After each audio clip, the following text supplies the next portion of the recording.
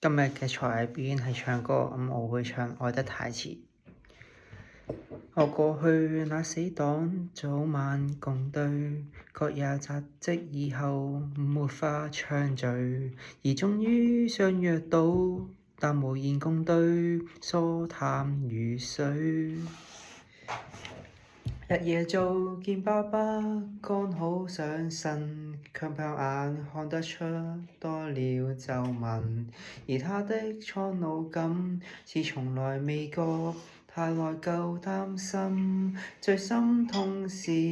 愛得太遲，有些心意不可等某個日子，盲目地發奮，忙其實自私，忙中也習慣，有壓力要我得知，最可怕是愛需要及時，只差1秒，心聲都已變歷史，為何未放肆？見我想要的想知，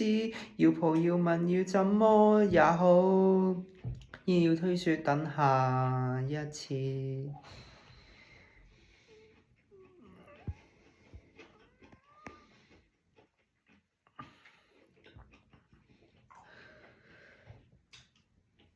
我也覺我體質仿似下降，看了症得到時，別要太忙，而影碟都掃光，但從未看，因有事趕。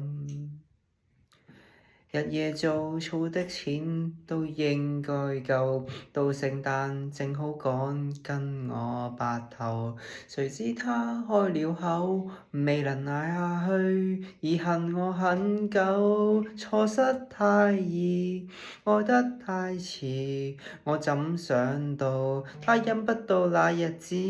盲目地發奮，忙從未知，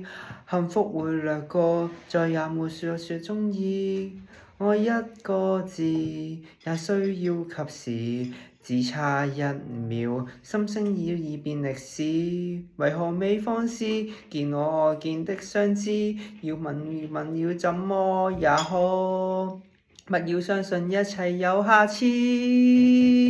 相擁我所愛有花待多秒，這幾秒能夠做到又有多少？未算少，